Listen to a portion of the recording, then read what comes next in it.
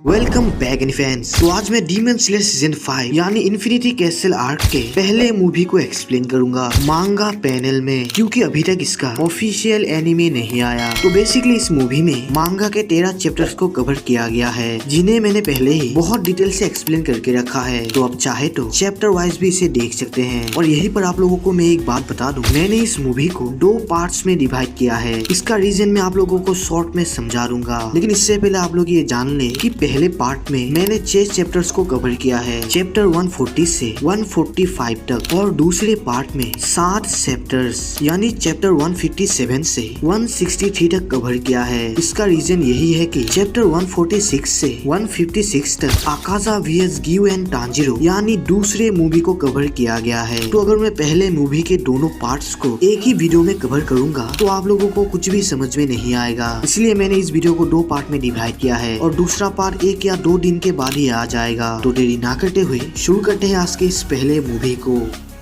Tanjiro लगातार नीचे गिर रहा होता है और उसे कुछ समझ नहीं आ रहा था कि यहाँ चल क्या रहा है, और तांजीरो काफी तेजी से नीचे गिर रहा था, जिससे अगर वो जमीन के साथ टकराए तो उसकी जान भी जा सकती है। तो तांजीरो टकराने से बचने के लिए अपने ब्रीदिंग को यूज करने को सोचता है, लेकिन वहाँ पर हवा का बहाव काफी ज्यादा तेज था, जिससे तांजीरो अपने ब्रीदिंग को यूज नहीं कर पाता। लेकिन तभी कोई तांजीरो को पकड़ लेता है, जो कि वाटर हाशिरा ग्यू टामियो का होता है। ग्यू तांजीरो को बचा लेता है और तांजीरो ग्यू को थैंक्स बोलता है, और तभी तांजीरो के पीछे एक डीमन आ जाता है, जिसे तांजीरो वाटर ब्रीदिंग का फर्स्ट फॉर्म को यूज करके मार देता है। और तभी ग्यू तांजीरो को जोर से चिल्लाता है, क्योंकि तांजीरो के पीछे बहुत सारे डीमन आ चुके थे। लेकिन ग्यू और तांजीरो अपने वाटर ब्रीदिंग का 3rd और 6th फॉर्म को यूज करके उन डीमंस को बड़े ही आसानी से मार देता है। फिर तांजीरो को उल्टी जैसी लग रही थी, क्योंकि उसने बहुत दिनों के बाद वाटर ब्रीदिंग को यूज किया था। ग्यू ये देखकर हैरान होता है कि तांजीरो को अटैक से पहले ही पता चल गया था कि ग्यू कौन से फॉर्म का यूज करने वाला है, और उसी फॉर्म से रिलेटेड फॉर्म को तांजीरो अटैक करने के लिए यूज करता है। ये सब देखकर ग्यू कहता है कि तांजीरो तो एक पहुंचा हुआ खिलाड़ी है, और वो दोनों वहाँ से आगे बढ़ते हैं। दूसरी तरफ सर्पेंट हाशिरा ओबानाए और लव हाशिरा मित्सुरी बहुत सारे डीमंस के बीच फंस जाते हैं, लेकिन ओबानाए अपने सर्पेंट ब्रीदिंग का 5th फॉर्म को यूज करके उन सभी डीमंस को मार देता है। मित्सुरी ओबानाए की ऐसी फाइटिंग स्किल देखकर उसकी बहुत तारीफ करती है, और वो काफी ज्यादा खुश भी होती है, क्योंकि ओबानाए उसकी इतनी चिंता करता है। और नेक्स्ट सीन में बहुत सारे डीमंस को मार के स्टोन हाशिरा ग्यूमे और मिस्ट हाशिरा मुइचिरो बड़े ही तेजी से आगे बढ़ रहे थे, और रास्ते में वो दोनों मास्टर कागाए के बारे में बात कर रहे थे कि कैसे उन्हें मास्टर कागाए ने जख्मी हालत पर संभाला था। और ये सब सोचकर मुइचिरो इमोशनल हो जाता है और काफी गुस्से से बोलता है, मैं कसम खाता हूँ मैं तुझे मार दूंगा और तुझे नर्क में भेज दूंगा। मुजान, तूने सिर्फ मेरे भाई को ही नहीं, हमारे मास्टर जो कि मेरे पिता जैसे थे, तूने उन्हें भी मुझसे ले लिया। और ये सब सुनकर ग्यूमे भी गुस्सा हो जाता है और मुइचिरो को साहस देता है। और दूसरी तरफ हम विंड हाशिरा सानेमी को देखते हैं, जो कि बिल्कुल शांति से एक जगह पर बैठा हुआ था, और सानेमी खुद को ही कोसने लगता है, क्योंकि वो मास्टर कागाए की जान नहीं बचा पाया। तभी वहाँ पर एक डीमन आ जाता है, और सानेमी अपने जगह पर बैठे हुए ही उस डीमन को मार देता है। लेकिन तभी उसके सामने और भी बहुत सारे डीमन आ जाते हैं, और सानेमी गुस्से से कहता है कि ये डीमन तो एक के बाद एक बढ़ते ही जा रहे हैं। और हम सानेमी के फेस को देखते हैं, और वो इतना ज्यादा गुस्सा होता है कि उसके आंखों से आंसू निकलने लगते हैं। और सानेमी कहता है, आ जाओ, मैं तुम सबको एक बार में ही खत्म कर दूंगा। और दूसरी तरफ हम इनोस्के को देखते हैं, जो कि अपने स्वॉर्ड को निकालकर बहुत सारे डीमंस को मार देता है। इनोस्के को ये तक नहीं पता था कि वो आखिर पहुंच कहाँ गया और आगे उसके साथ क्या होगा, लेकिन इनोस्के इस बात से बहुत खुश था कि उसे अपनी पूरी ताकत से डीमंस को मारने का मौका मिल रहा है। और दूसरी तरफ हम गैन्या को देखते हैं, जो कि इस अनजान जगह पर आकर काफी ज्यादा घबरा जाता है। और तभी हम जेनित्सु को देखते हैं, जो कि लगातार भाग रहा था। और तभी जेनित्सु को एक स्मेल आता है, और वो कहता है कि वो शख्स जरूर उसके आसपास ही है, और जिस शख्स को वो ढूंढ रहा है वो उसे हरगिज माफ नहीं कर सकता। और जेनित्सु किसे ढूंढ रहा है ये तो हमें आगे पता चलेगा। और तभी हम इंसेक्ट हाशिरा शिनोबू को देखते हैं, जिसे कहीं से खून की स्मेल आ रही थी, और वो उस स्मेल के पीछे जाने लगती है। और तभी शिनोबू एक कमरे में देखती है, और तभी हम देखते हैं एक डीमन जो बहुत सारे इंसानों को मार के उन्हें खा रहा था। और हम देखते हैं वो डीमन और कोई नहीं बल्कि अपर मून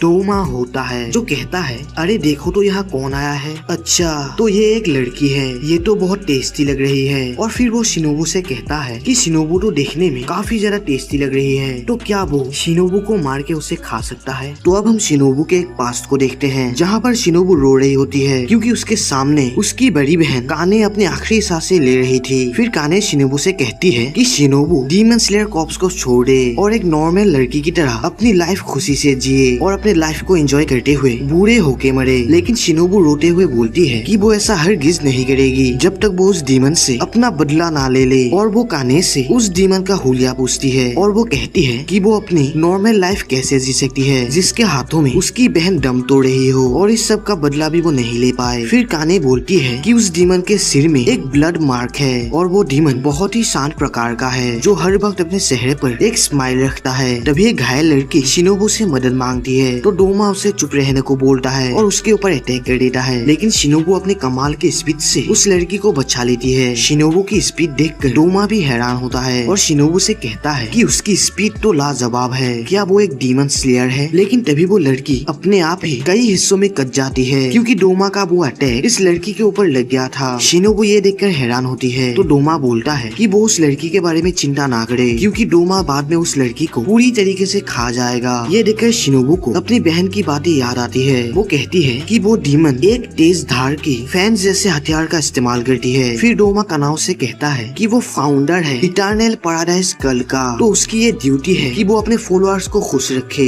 ये सब सुनकर शिनोबू समझ जाती है कि उसके बहन को मारने वाला डीमन यही है। फिर शिनोबू डोमा से कहती है क्या इस तरीके से दूसरों को खुश रखना कहते हैं। वो लड़की अभी मदद मांग रही थी। इसके रिप्लाई में डोमा कहता है कि उस लड़की को तो उसने आजादी दे दी है क्योंकि वो लड़की बहुत दर्द में जी रही थी और अब उस लड़की को कोई भी दर्द महसूस नहीं होगा और ना ही वो किसी से डरेगी। असलियत में हर कोई इंसान मरने से डरता है, तो डोमा उन्हें मार के उन्हें इस डर से मुक्त करवा देता है। डोमा उसके फॉलोअर्स को मार के खा जाता है और उन्हें अपने अंदर पूरी तरीके से बसा लेता है। शिनोबू ये सब सुनकर गुस्से से बोलती है कि डोमा की सोच एक पागलपन है। ये सुनकर डोमा सरप्राइज होता है क्योंकि उन दोनों के पहले मुलाकात में ही शिनोबू इतनी कठोरता दिखा रही है। और फिर डोमा समझ जाता है कि जरूर शिनोबू को उसकी कोई कठोर पड़ाव परेशान कर रही है और उस पड़ाव के बारे में डोमा सुनना चाहता है। ये सुनकर शिनोबू भड़क जाती है और कहती है क्या उससे ये हारोई देखकर कुछ याद नहीं आ रहा, ये हारोई उसी का है जिसे डोमा ने मारा था। फिर डोमा को काने के बारे में याद आता है और वो कहता है वो लड़की जो फ्लावर ब्रीडिंग को यूज करती थी वो बहुत खूबसूरत और बहुत काबिल लड़की थी। मुझे इस बात पर अफसोस है कि मैं उस लड़की को मार के उसे पूरा नहीं खा पाया। ये सुनकर शिनोबू अपने इंसेक्ट ब्रीडिंग से डोमा के आंख पर अटैक कर देती है और शिनोबू इतनी ज्यादा फास्ट थी कि डोमा अपने हाथों से उसके अटैक को नहीं रोक पाया। लेकिन डोमा अपने ब्लड डीमन आर्ट से शिनोबू को दूर कर देता है और डोमा का थोड़ा अटैक शिनोबू को लग जाता है। उसका अटैक इतना ज्यादा ठंडा होता है कि वो एक ही पल में एक इंसान को जमा कर उसके टुकड़े टुकड़े कर सकता है। फिर डोमा शिनोबू की स्पीड की तारीफ करता है और कहता है कि वो अपने स्वॉर्ड को इस तरीके से घुसाकर ये लड़ाई नहीं जीत सकती क्योंकि एक डीमन को मारने के लिए उसका गला काटना पड़ता है। इसके रिप्लाई में शिनोबू कहती है उसे पता है कि वो अपने स्वॉर्ड को इस तरीके से घुसाकर नहीं जीत सकती, लेकिन बात अगर जहर की हो तो बाजी पलटा जा सकता है। तभी हम देखते हैं डोमा की आंख पर जहर फैल चुका था और वो नीचे गिर जाता है और जहर की वजह से खून की उल्टी करने लगता है। शिनोबू को यह डाउट था कि उसका ये जहर एक अपर मून के ऊपर काम करेगा या नहीं। फिर डोमा शिनोबू के जहर की तारीफ करता है लेकिन फिर वो उस जहर को धीरे धीरे एब्जॉर्ब करने लगता है और अब डोमा को पता चल गया था कि शिनोबू अपने जहर को अलग अलग टाइप में चेंज कर सकती है और वो ऐसा तब करती है जब वो अपने स्वॉर्ड को अपने कबर में घुसाती है। फिर डोमा हंसते हुए कहता है कि शिनोबू का जहर तो काफी पावरफुल है और वो शिनोबू के बाकी जहर को भी देखना चाहता है कि क्या वो उसके ऊपर काम करेगा। ये सुनकर शिनोबू लड़ने के लिए रेडी होती है और कहती है कि उसे ये पहले ही पता था कि उसका जहर एक अपर मून के ऊपर काम नहीं करेगा, तो वो इस बार अपने असली जहर का टेस्ट करवाएगी।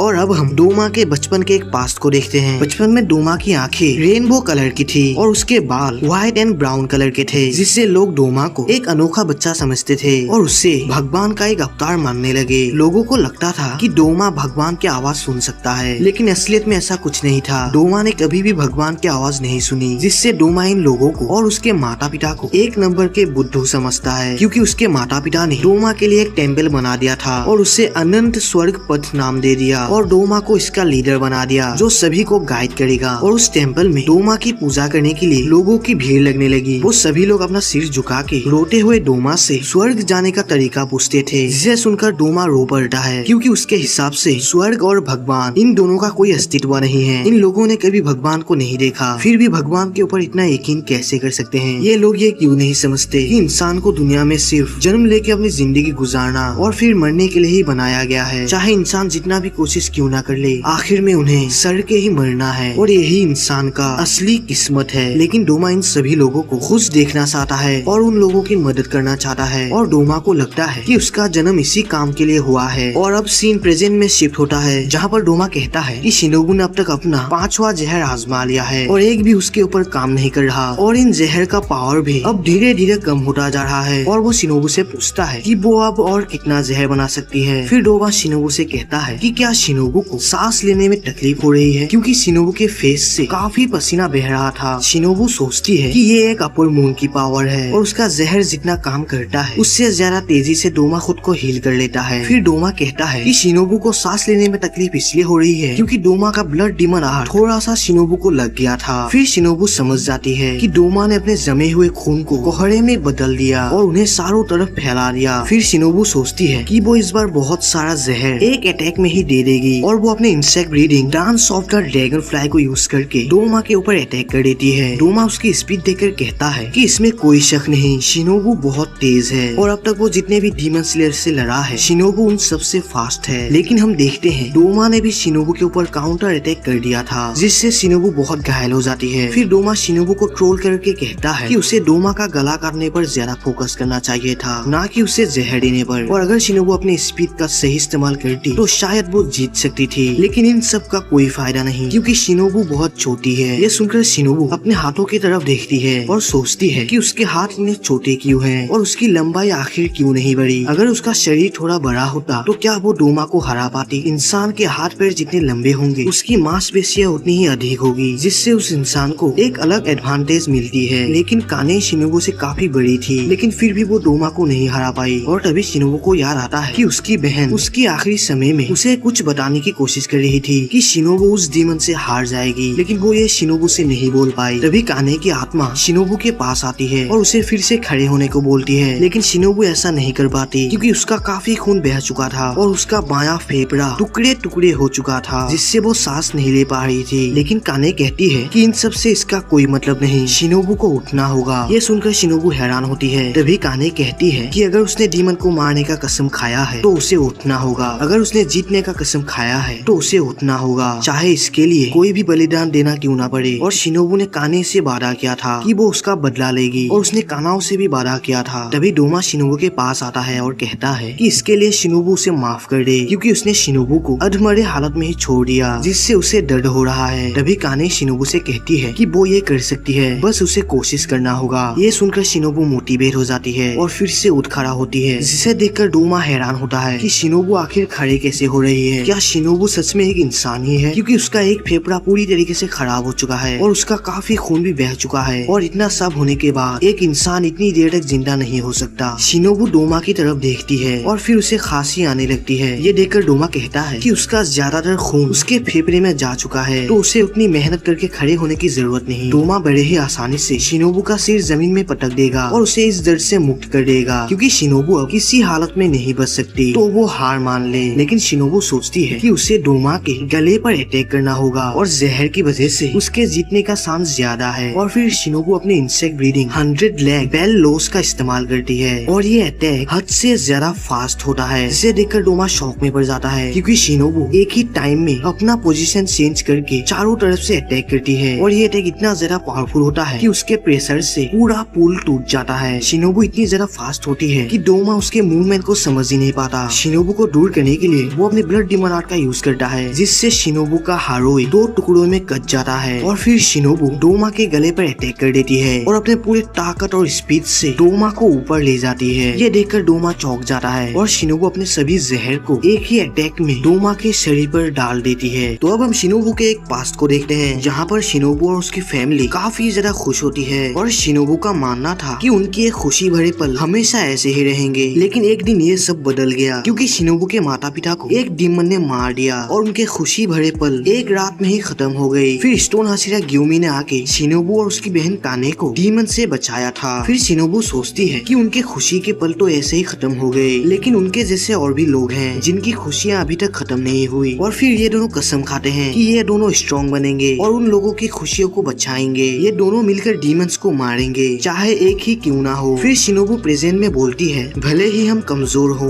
भले ही हम डीमन के गर्दन नहीं काट सकते, लेकिन अगर हमने एक डीमन को मारा तो उससे 10 लोग बचेंगे, लेकिन अगर हमने एक अपर मून को मारा तो सैकड़ों लोग मरने से बचेंगे। इससे कोई फर्क नहीं पड़ता कि मैं ये काम कर सकती हूँ या नहीं, लेकिन ये काम ऐसा है जो सिर्फ मुझे ही करना है। फिर शिनोबू को तांजिरो की एक बात याद आता है, जहाँ पर तांजिरो बोलता है कि क्या शिनोबू गुस्सा है। और प्रेजेंट में शिनोबू सोचती है, तुम उस दिन सही थे तांजिरो, मैं गुस्सा थी और मैं बहुत लंबे समय से इस गुस्से के साथ जी रही हूँ, क्योंकि मेरे माता पिता को मार दिया गया, मेरी बड़ी बहन को मार दिया गया और कानाओ को छोड़ के मेरे बाकी सभी स्टूडेंट्स को मार दिया गया। और वो आओए, कियो, सुमी और नाहो के बारे में याद करती है कि अगर उनके रिलेटिव्स को डीमन ने नहीं मारा होता तो वो अपने फैमिली के साथ खुशी से रहते। और यही सब बातें शिनोबू को परेशान कर रही थी। तभी शिनोबू ये देखकर हैरान होती है कि उसका जहर डोमा के ऊपर काम क्यों नहीं कर रहा। और शिनोबू का हाथ ब्लेड से फिसल जाता है और वो नीचे गिरने लगती है, लेकिन डोमा अपने आइस टेक्निक से शिनोबू को पकड़ के उसे गले लगा लेता है और शिनोबू से रोते हुए कहता है कि शिनोबू ने बहुत अच्छा किया, उसने काफी मेहनत की। और वो शिनोबू को ट्रोल करके कहता है, मैं ये देखकर बहुत हैरान हूँ कि तुम जैसे एक कमजोर लड़की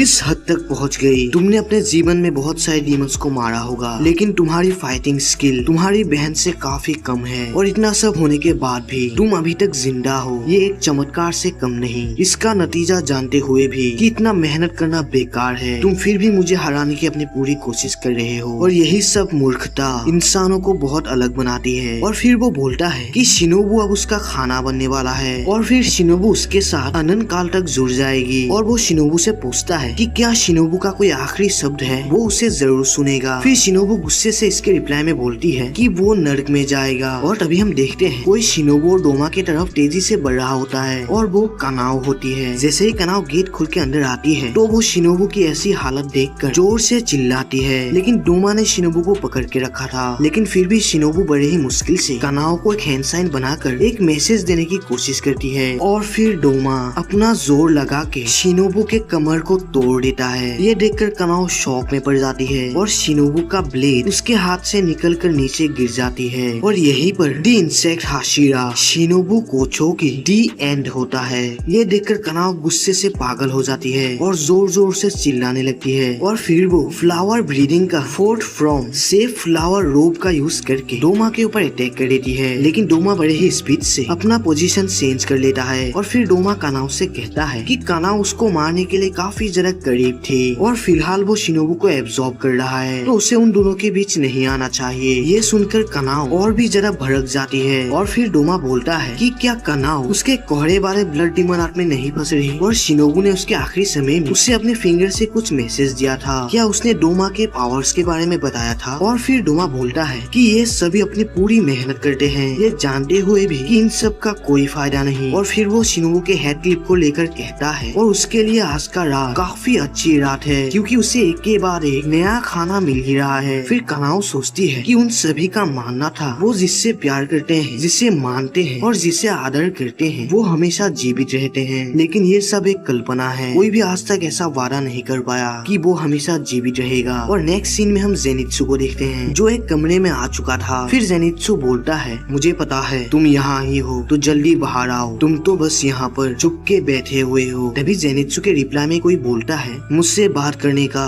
ये कोई सही तरीका नहीं है, क्योंकि मैं तुम्हारा सीनियर हूँ, तुम में पहले से थोड़ा सुधार हुआ होगा, लेकिन तुम अभी तक एक कमजोर और एक गंदे लड़के हो। बहुत दिनों बाद मिल रहे हैं जेनित्सु। और गाइस आप लोग मुझे कमेंट में बताना कि इस डीमन को हमने कहीं तो देखा था और इसे हमने कहाँ देखा था, ये आप लोग मुझे बताना। और इस डीमन के रिप्लाई में जेनित्सु गुस्से से बोलता है, काइगा को अब जबकि तुम एक डीमन हो तो तुम अब मेरे सीनियर नहीं रहे। तो अब हम देखते हैं तांजिरो और ग्यू लगातार आगे बढ़ रहे थे, लेकिन तभी तांजिरो के नीचे एक गेट ओपन होता है, लेकिन तांजिरो बड़े ही मुश्किल से गिरने से बच जाता है। फिर ग्यू तांजिरो को सावधानी बरतने को बोलता है और ये सब देखकर तांजिरो समझ जाता है कि ये कैसल ग्यू और तांजिरो को अलग करने की कोशिश कर रहा है ताकि ये मुजान के पास नहीं पहुंच पाए। और तांजिरो को ये नहीं पता कि लेडी टमायो मुजान के साथ कितनी देर तक टिक पाएगी, तो इन दोनों को जल्दी से जल्दी मुजान के पास पहुंचना होगा। लेकिन तभी कासुगा क्रो आके ये अनाउंसमेंट करता है कि शिनोबु कोचो अपर मून 2 के साथ लड़ते हुए मारी गई। ये सुनकर ग्यू और तांजिरो शॉक में पड़ जाते हैं और तांजिरो को शिनोबु की कुछ मेमोरीज याद आती है और उसके आंखों से आंसू बहने लगता है। फिर ग्यू ये नोटिस करता है कि इन कासुगा क्रोस के गर्दन पे एक अजीब तरह की कागज लगी हुई थी और ये संदेश पहुंचाने में पहले से काफी तेज हो गए थे। और तभी हम 3 नए कैरेक्टर को देखते हैं और ये तीनों मास्टर कगाए के ही बच्चे होते हैं। इसका नाम है उबुयाशी किरिया, जो कि 8 वर्ष के उम्र में ही उबुयाशी की फैमिली का हेड बन गया और डीमन स्लेयर कॉर्प्स का लीडर बन गया, क्योंकि ये उबुयाशी की फैमिली का सबसे बड़ा बेटा है। और किरिया की 2 बहनों के नाम कुइना और कानाता होता है और इनकी बाकी 2 बहन मास्टर कगाया और उनकी माँ के साथ उबुयाशी की मेंशन में मारे गए। ये तीनों अपने काम में लग जाते हैं और इन्फिनिटी कासिल का एक मॉडल मैप बनाते हैं जिससे वो मुजान तक पहुँच सके। असलियत में इन तीनों ने यूशिउरो के ब्लड डिमन आर्ट को यूज करके एक पेपर के जरिए उनके और कासुगा क्रोस के बीच एक लिंक बना लिया था, जिससे इन्फिनिटी कासिल का सभी जानकारी इन तीनों को यहाँ मिल रहा था। किरिया जल्दी सभी कासुगा क्रोस को इन्फिनिटी कासिल का चक्कर लगाने को बोलता है और चारों तरफ उनकी आंखें फैलाने को बोलता है। और अभी तक मुजान ने अपना पोजीशन चेंज नहीं किया था, तो किरिया सभी डीमन स्लेयर्स को नॉर्थ की तरफ जाने को जानकारी देने को बोलता है। तभी कुइना बोलती है कि जेनित्सु का सामना अपर मून 6 के साथ हो गया है। तभी हम जेनित्सु और काइगाकू को देखते हैं, जहाँ पर काइगाकू जेनित्सु से बोलता है कि जेनित्सु अभी तक थोड़ा सा भी नहीं बदला। और फिर वो जेनित्सु को चिढ़ा के कहता है कि वो अभी तक एक चिकन पॉक्स की तरह ही लगता है और वो पहले की तरह बहुत कमजोर है, क्योंकि जेनित्सु फर्स्ट फॉर्म के अलावा दूसरे फॉर्म्स को यूज नहीं कर सकता। लेकिन जेनित्सु एक सिग्मा टाइप से रिप्लाई देता है कि काइगाकू की औकात तो लोअर मून तक ही है, उसे तो बस अपर मून की खाली जगह पूरी करने के लिए रखा गया है। इसके रिप्लाई में काइगाकू बोलता है तो छोटा बच्चा आखिर बात करना सीख ही गया। फिर जेनित्सु बोलता है कि काइगाकू एक डीमन क्यों बना, क्योंकि वो तो एक थंडर ब्रीदिंग यूजर था। फिर काइगाकू हंसते हुए बोलता है कि जेनित्सु को इससे कोई लेना देना नहीं। ये सुनकर जेनित्सु बहुत गुस्सा हो जाता है और बोलता है कि अगर वो डीमन नहीं बना होता तो उनके दादाजी ने खुद को नहीं मारा होता। तभी हम जेनित्सु के दादाजी जिगोरो के लाश को देखते हैं, जो कि खून से लथपथ हुआ था। फिर जेनित्सु बोलता है कि दादाजी ने अपने पेट को चीर डाला और खुद को एक दर्दनाक मौत दिया। वो बहुत देर तक दर्द से तड़पते रहे। काश कि उस दिन कोई उनके पास होता जो उनके गले को काट के उन्हें इस दर्द से मुक्त कर देता। उन्होंने खुद को ऐसी दर्दनाक मौत इसलिए दी क्योंकि वो थंडर ब्रीदिंग यूज करते थे और वही थंडर ब्रीदिंग आज डीमन के पास चली गई। और इसके रिप्लाई में काइगाकू हंसते हुए बोलता है मुझे इससे कोई मतलब नहीं। क्या इस बात को लेके मुझे दुखी होना चाहिए या फिर मुझे पश्चाताप करना चाहिए? और मैं इस बात पर एक भी शब्द नहीं सुनना चाहता। मुझे इससे कोई परवाह नहीं, क्योंकि मैं उन्हीं लोगों के साथ रहूंगा जिन्हें मेरी काबिलियत पर भरोसा है। और असलियत में मुझे इस बात से बहुत राहत मिल रही है कि वो बुढ़ा एक दर्दनाक मौत मरा। मैंने उसे खुश करने की बहुत कोशिश की, लेकिन उसने मुझे कभी अपने काबिल समझा ही नहीं। वो सिर्फ एक घटिया बुढ़ा है जो सिर्फ तुम जैसे गंदे और कमजोर को अपने काबिल समझता है। ये सुनकर जेनित्सु काफी ज्यादा गुस्सा हो जाता है और कहता है दादाजी बुरे नहीं थे और अगर मैं गंदा हूँ तो तुम एक कचरा हो। हाँ, मैं सिर्फ फर्स्ट ब्रीडिंग को यूज कर सकता हूँ, लेकिन तुम फर्स्ट ब्रीडिंग को छोड़ के बाकी सभी ब्रीडिंग का यूज कर सकते हो। दादाजी की मौत एक पेनफुल मौत थी और वो इतने लकी भी नहीं थे कि उन्हें अपने काबिल का स्टूडेंट मिल सके।